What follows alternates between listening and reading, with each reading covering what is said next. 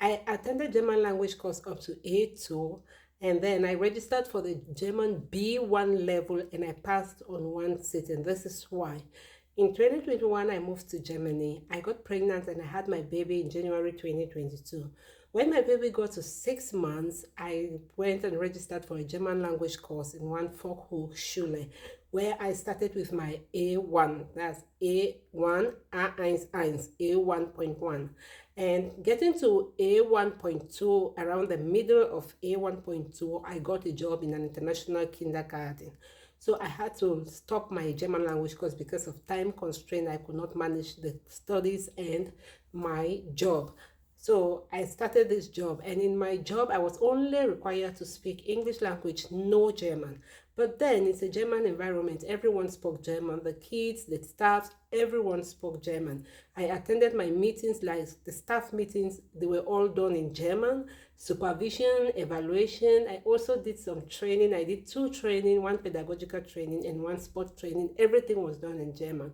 But then I could pick out some words due to my language skills because I'm a language teacher.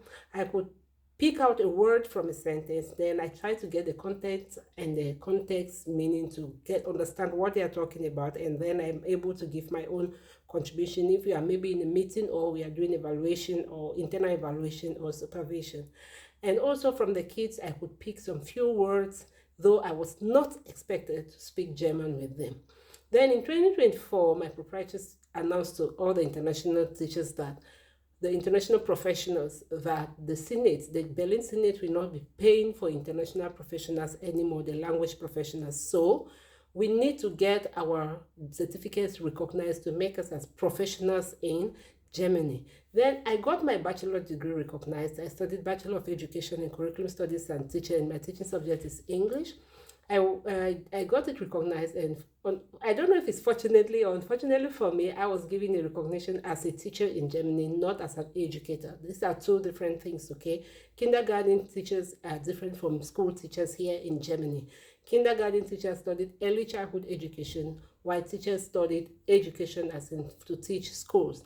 So if you did not do early childhood education, you are not qualified to have a recognition.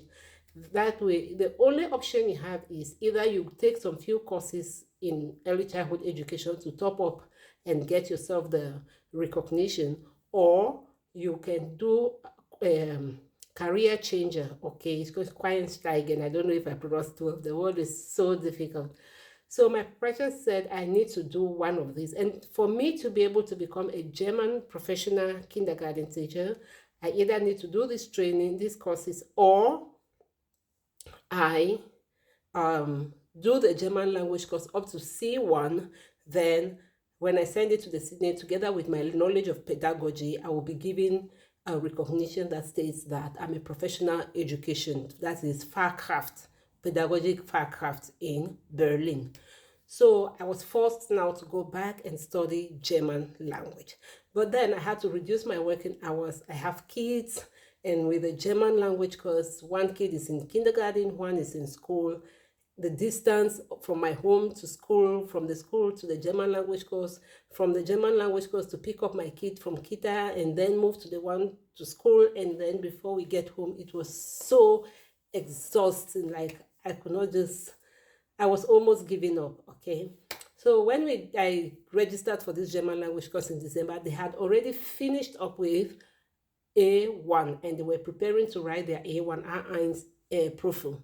Then I just came in 3 weeks to the end and I said, okay, what can I do? At least I have a little knowledge. I will write. And fortunately for me, I wrote the A1 and I got 89 on 100, which was very good. Then we proceeded to A2. We did A2 we did A2. So when we started this book, this is A2 plus to B1. It's a selfie, that is why it looks like this. So if I turn it like this, you will see A2 plus to B1. When we got to this book, I was already so exhausted. So I asked my teacher one day that, when are we going to write the B1 exam? They said somewhere in November or December. And trust me, I could not go that much again because I was already so exhausted. And secondly, time was not on my side. According to my proprietress, my employer, the Senate was going to stop paying us in January. So we need this document so that we can become professional kindergarten teachers, Fachkraft, okay, a theory Fachkraft, then we can receive our salaries directly from the government as German professionals. So I do not have enough time in my hand. I just, after we got to the lesson 2 of this book, it has 10 lessons that we still need to do before we can start doing our practice for the B1 examination, before we write the examination. So when we go to the second lesson, the lesson 2, I told my teacher that no, I cannot continue. I would like to try the B1 exam. My teacher was like, okay, you speak German, but your grammar is still not good, and you have not practiced, you have not trained writing, you have not trained listening. You need this to be able to pass, because you need listening, writing, then speaking, and you need reading, listening, writing, and then speaking. So you must have B1 in speaking. You must have, and also must have B1 in one of these two sections, listening and reading or writing. And your writing is not good yet because of your grammar. You have not also been able to practice for the listening and reading because it's complicated. I told her I want to write.